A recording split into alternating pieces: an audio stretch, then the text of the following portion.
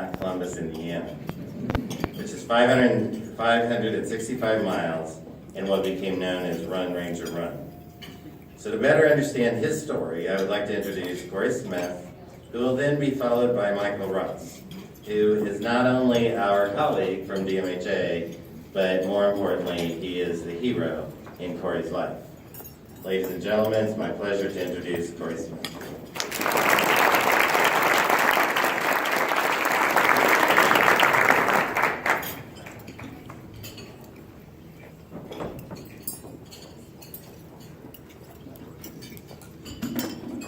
All right, I don't do this often, so bear with me. Steve kind of just did my introduction that I was actually going to give, but I'll roll with it. So before I start, I actually want to recognize a couple people that are here that, in a way, throughout my life have been my heroes as well. I have my father, Mark Smith. He joined us today. We had kind of a short moment's notice whenever I told him. And also a gentleman by the name of Carl Munker, who is also a veteran of the Army. He's the executive director and founder of GallantFew, which is a nonprofit organization which pretty much assisted me with starting up Run, Ranger, Run, and has involved into an annual fundraising event. So, the past decade of my life has been rather interesting.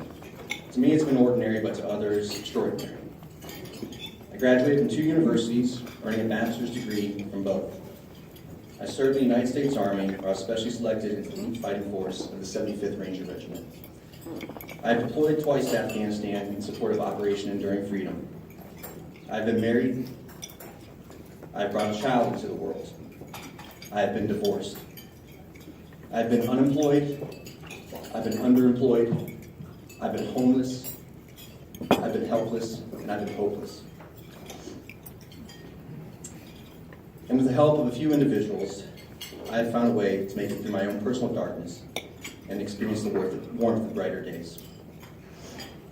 Real quick story for you. When I was 12 years old, my parents divorced. My father was devastated at this. Following the divorce, my sister and I spent very little time with him. Then, a year later, I decided to leave my mother and move in with my father. It was a new beginning for both of us. And within a month after I moved in with him, we found a new job that took us from Ohio and relocated us to Minnesota. And we were both lost in this new form of family structure. Some nights I could hear him crying in his room while I was attempting to fall asleep in my own. It was heartbreaking to hear this, but as time went on, we adjusted to the difficulties, and my dad started the process of recovery. During our time in Minnesota, my father gave me a heavy dose of wisdom each day. Sayings like, life is 10% of what happens to you, 90% how you deal with it, and what doesn't kill you makes you stronger, echoed through our household. One of the most important things that my father ever told me was this: Cory, you're my hero. As a child, I really didn't understand what that meant.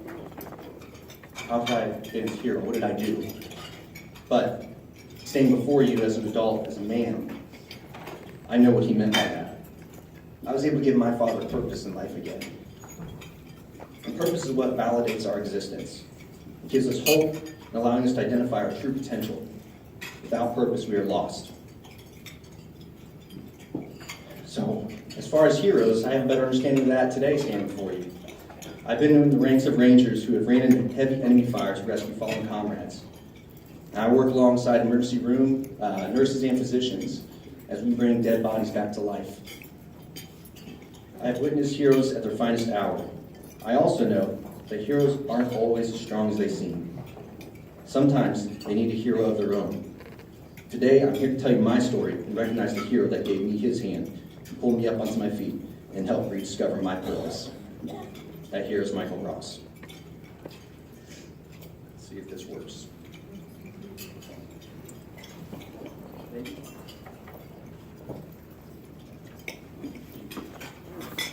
Hey, there we go. Okay. So during my second deployment, my wife at the time decided she was no longer interested in our marriage. Our daughter was not even a year old. And when I came home from Afghanistan, I exhausted every option available to save our marriage. Witnessing the disappointment of my parents, I always had in my head that I would never allow the same thing happen to me. But I failed. Then, in September 2011, she packed up a moving truck and took my daughter with her back to Indiana and I was left down in Georgia. I was left with my guitar, my television, an inflatable mattress, and my Xbox, because every man needs an Xbox. So within the next couple months, I lost 30 pounds. I was dying inside. I had nothing left, and each day I thought about taking my life. I had a loaded gun in my place, but I never brought myself to it. I knew if I didn't make a change, it would soon one day be inevitable. One night in late October, I had a dream, and I awoke, and I knew that change was about to happen. I'm going to have a video I'm going to show you. Take a look at the monitor right there. Hopefully it was off. After Army Ranger Cory Smith finished his deployment, he wanted to see his baby girl, so he set a goal to run the more than 500 miles to her. And on top of that, this had an even larger meaning for him.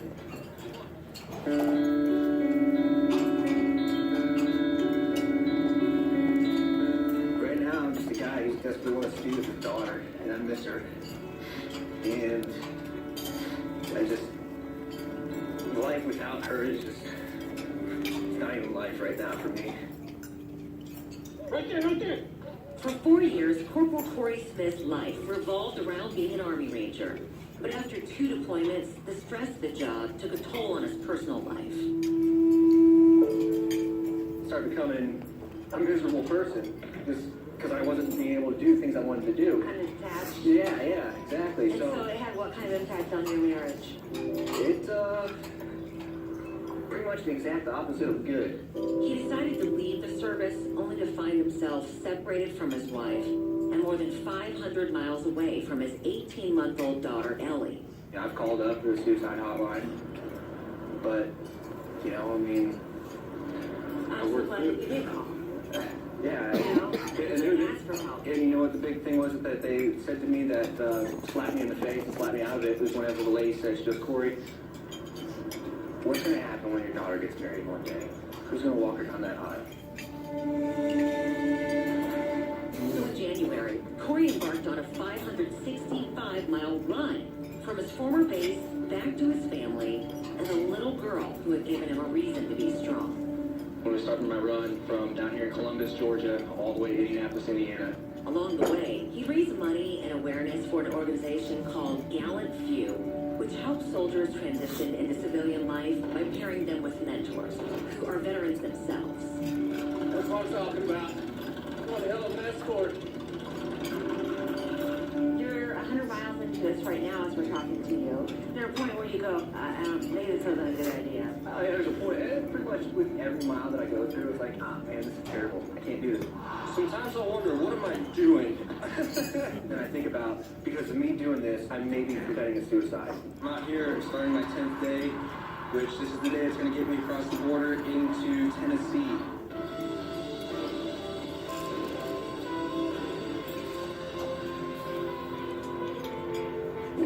This is what it's all about right here. See beautiful stuff that America has to offer.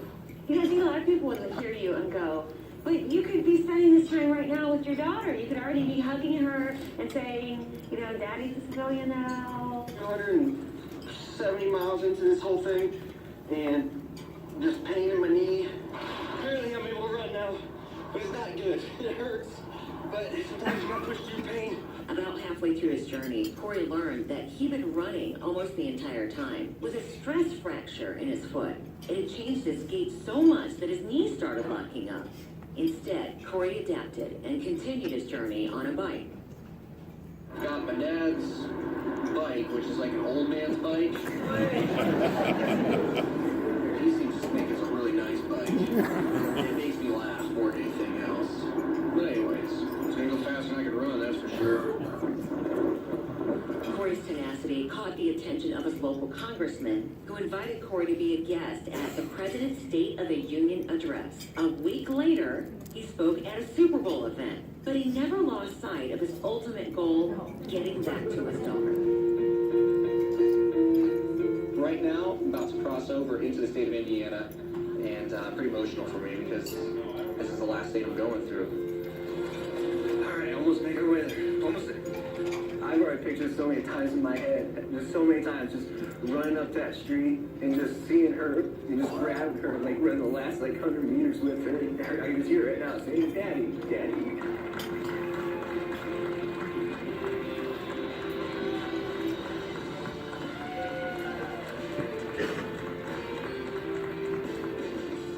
She won't understand it now, but later down the road, she's gonna look at it and be like, "Wow, my dad did this. My dad did this for me, and did this for many other people."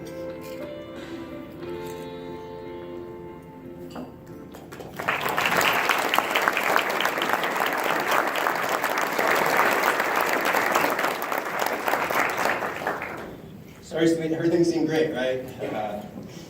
I just overcame a big obstacle in my life, ran home, everything was wonderful. I was on a runner's high for 2 months while I was laughing so much in that while I was going through all this turmoil inside. But that was just the beginning. I thought I knew what I was going to experience, but I had no idea. Let's see.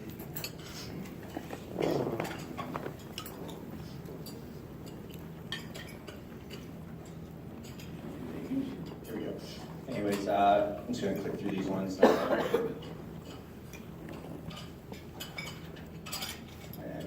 You go to the next one. The next one, there's just some photos right there. I'm just going to include. And so here I was, about a 30-year-old man with a daughter, and I was living back at my parents' house. I had a college degree, I had deployed, I'd done all these great things that everybody would think, be like, wow, it makes you an outstanding citizen, makes you a great person. But yet, inside, I felt like I was back being a teenager again. I felt like I was a burden. I felt like I was a burden to my dad and my stepmom, and I was frustrated and angry with myself and how I allowed myself to fail at being a father and just being a dad overall. Eventually, it came to a tipping point at the home, and an argument sent me out of the house where I ended up experiencing my first little bit of homelessness.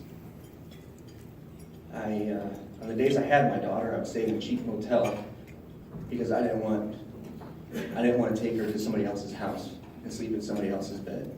And in that cheap motel, it's the type of place where you turn on the lights and you kind of see some scattering on the floor. I'd have her sleep on my chest because I refused to let her sleep on that mattress. I was an empty man.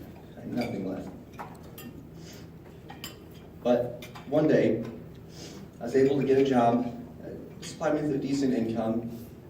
Not what I wanted to do. I was in sales. I had no idea what I was doing. I was just there doing what I thought I was doing, right? But it turns out, after 4 months of having that job, I got myself an apartment. 4 months later, though, I did get laid off from that position. So here I was again, square one, but I had my own place this time, so it was good. 2 months go by, still looking for a job on unemployment.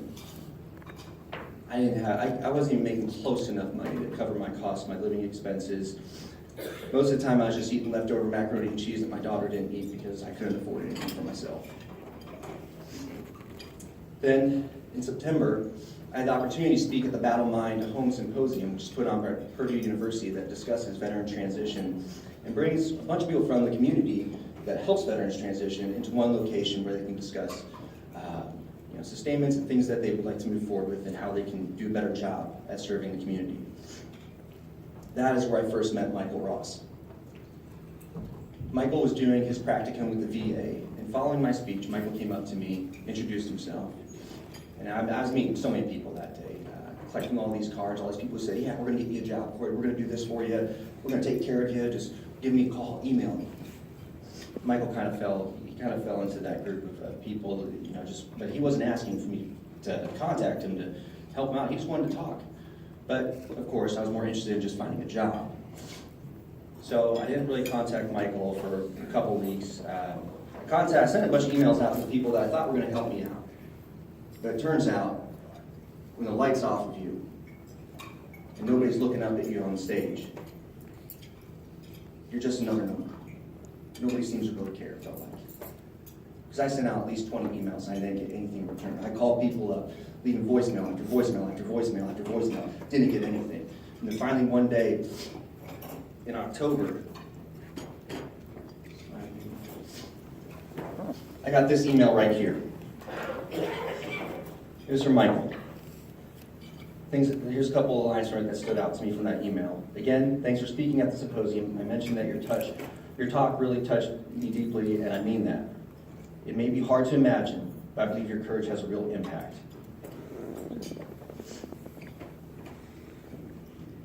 That was my first time, actually, since the speech that I talked to Michael, and since then since that point we were emailing each other back and forth. I ended up finding a job later on that month, we'll say I think it was in November, working as a temp job in a warehouse, making $10.50 an hour, which obviously isn't enough to be a single dad, paying child support, and you can't raise a child with that. It's impossible. So Michael always told me, he's like, hey, come, just come, let me help you. I have a job at the stress center. You can come in and work as a mental health technician. You'll be great at it. You understand what it's like. A couple months went by, I just never really talked to Michael about it. I never really wanted to do it. I wanted to try to do things on my own. I mean, veterans, we're hard-headed. It's very difficult for when someone reaches out a hand to help us out, to reach out and let them take us. Finally, after a few months of having a negative bank account, I said, Michael, help me. So, in April of 2013, Michael got me a job interview with St. Vincent at the Stress Center. My interview, walked in there, and the director of the Stress Center walks up to me. He said, hey, I heard you're a Ranger. I said, yes, sir. He goes, yeah, so was I. You're hired. Like, wow, that was too easy.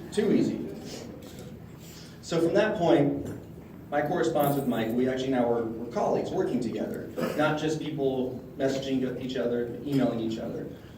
And Michael and I, we had many discussions about purpose in life. Because at this point, I didn't have any purpose.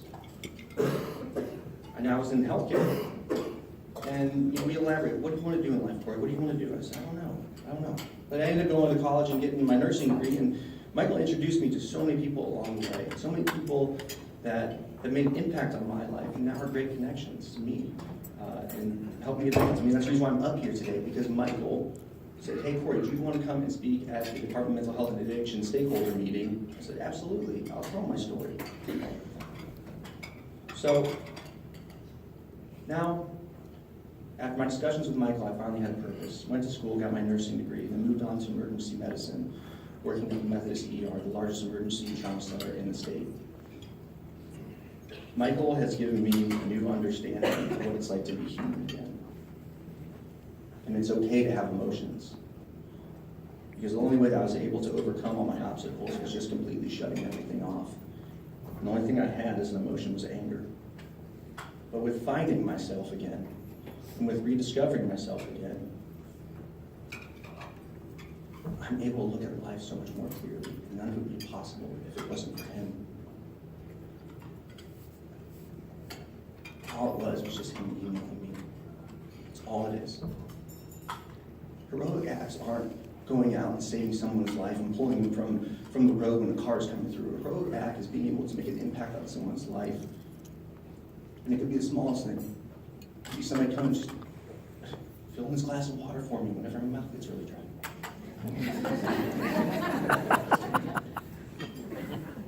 But, as a veteran, I'd like to say this. There's two things that a veteran needs.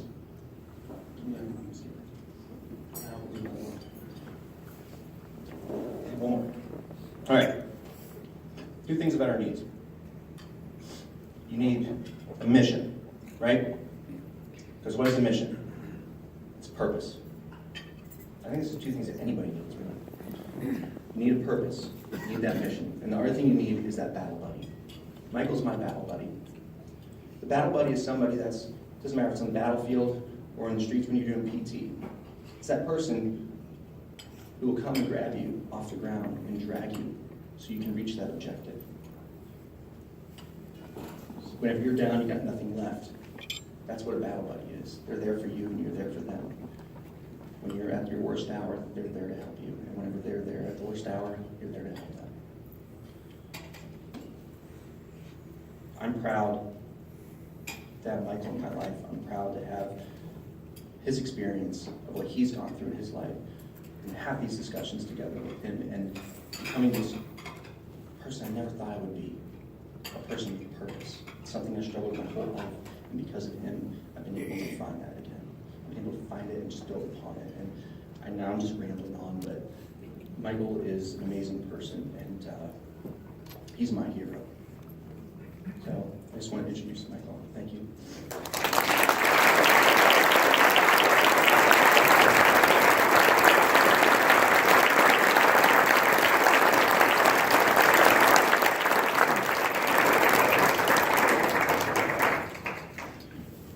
So I don't know how many in the audience know me.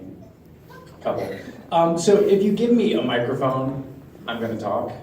So I also will have slides if you give me a microphone. So I have 3. So just bear with me.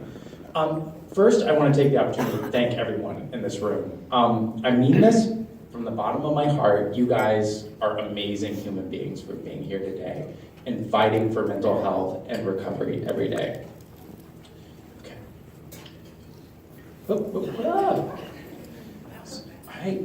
I teach a class on technology. You think I would know how to do this? The one that says, I would like to own my own truth. There we go.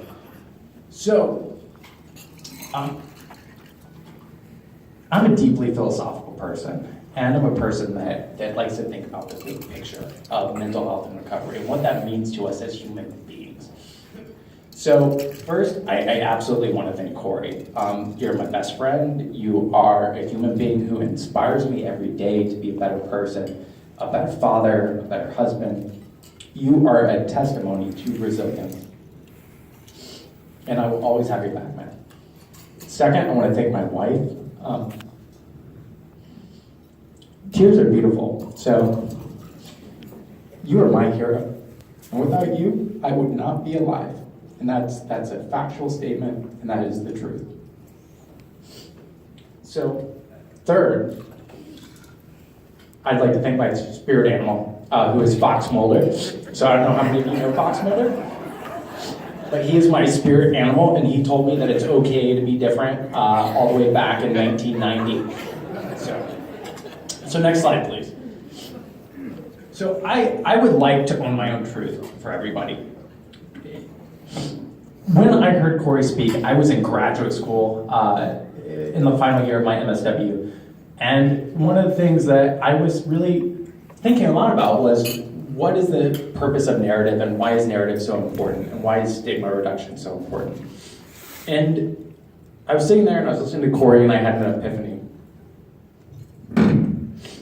And when I heard Cory talking publicly about his own struggles, this moment of clarity really was triggered by a common and shared experience that Cory highlighted when he showed our email.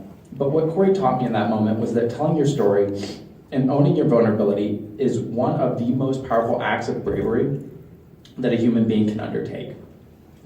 So up here you'll see my reality, my genetics, my family history, and then me as a human being. I am differently abled. I have dyslexia. I have lived through complex trauma. I had a traumatic brain injury when I was a teenager. I struggle daily, sometimes, with depression. I am in recovery from sexual addiction, and I do have suicidal thoughts. That is my reality, and that is who I am as a human. Now, that doesn't make me broken, and that doesn't make me flawed. That makes me a human being. And so what I think is important is exactly this quote. So no matter what people tell you, words and ideas can change the world. Next slide, please. So when we own our own truth and vulnerability by sharing our stories, we normalize the reality of suffering and the difficulty of the human experience. We acknowledge that we, like all humans, are imperfect and that it is okay. Story is a noble act. Telling your story is a very noble act. After all, narrative ownership is the first step on the hero's journey. The journey begins when we understand that all things fall apart, but we must work to constantly rebuild, constantly strengthen, and constantly improve ourselves in the world. Most of us have three truths: the truth we share professionally, the truth we share with those close to us, and the truth we share only with ourselves.